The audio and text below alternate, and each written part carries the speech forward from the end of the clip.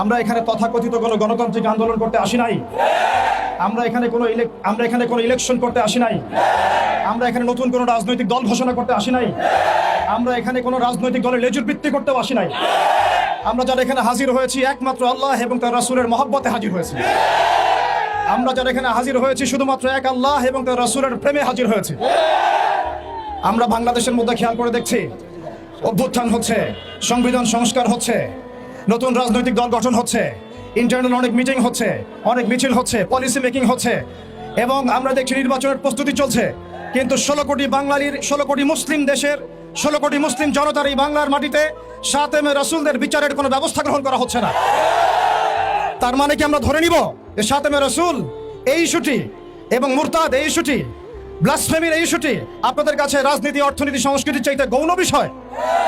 আমরা কি এটা ধরে নিব যে রাসূলুল্লাহ সাল্লাল্লাহু আলাইহি ওয়াসাল্লামের শানের খেলাফ কথা বলা, তার বিরুদ্ধে বক্তব্য দেয়া, লিখনি স্থাপন করা এবং তার বিরুদ্ধে অবস্থান নেওয়া, এটা আপনাদের রাজনীতি, অর্থনীতি, শিক্ষা, সংস্কৃতির চেয়ে বেশি গুরুত্বপূর্ণ?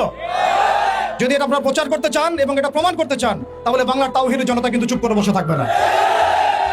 তাওহীদের জনতা, আরেকটা বিষয় আমি স্পষ্ট করতে চাই, সেটা হচ্ছে বাংলাদেশে কেউ হিন্দু হোক আমাদের কোনো আপত্তি আছে? কেউ বৌদ্ধ হলে আমাদের কোনো আপত্তি আছে? কেউ খ্রিস্টান ধর্মাবলম্বী হলে আমাদের কোনো আপত্তি আছে? কেউ যদি নাস্তিকও হয়ে যায় আমাদের কোনো আপত্তি নাই। কিন্তু নাস্তিকতার দোহাই দিয়ে সেই লেভেলকে ব্যবহার করে যখন আপনি আল্লাহ এবং তার রাসূলের শানে কটূক্তি করবেন, আমাদের আপত্তি তখনই আমরা ঘরে চুপ করে বসে থাকবো না ইনশাআল্লাহ। আপনি নাস্তিক হয়ে জাহান্নামে যান, আমাদের কোনো আপত্তি নাই। কিন্তু নাস্তিকতার আদলে আপনি মুসলিমদের সেন্টিমেন্টকে আঘাত করতে পারেন না। আপনি কোন ধর্মের তাবেদার হয়ে ইসলাম ধর্মকে কটূক্তি করতে পারেন না।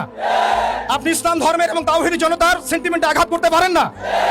আমরা নবী সাল্লাল্লাহু আলাইহি ওয়াসাল্লামের স্পষ্ট হাদিস শুনিয়েছিলাম, আপনাদের সবার মনে আছে, মান সাব্বা নাবিয়ান ফাকতুলু, মান সাব্বা নাবিয়ান ফাকতুলু, মান সাব্বা নাবিয়ান। এখন আপনারা সবাই জানেন এই দায়িত্ব কার উপর বর্তায়? এই দায়িত্ব বর্তায় আমাদের সরকারের উপরে। সরকার মুসলিম হোক, অমুসলিম হোক, ইন্টারিম হোক অথবা দলীয় সরকার হোক, যে কোনো সরকারই হোক না কেন, তার উপরে দায়িত্ব বর্তায় তারা যেন সাতেমে রাসূলের বিচার করেন, তারা যেন আল্লাহ দ্রোহীদের বিচার করেন, তারা যেন ইসলাম বিদ্বেষীদের বিচার করেন, তারা যেন ইসলাম ফোবিয়া যারা ছড়ায় তাদের বিচার করেন।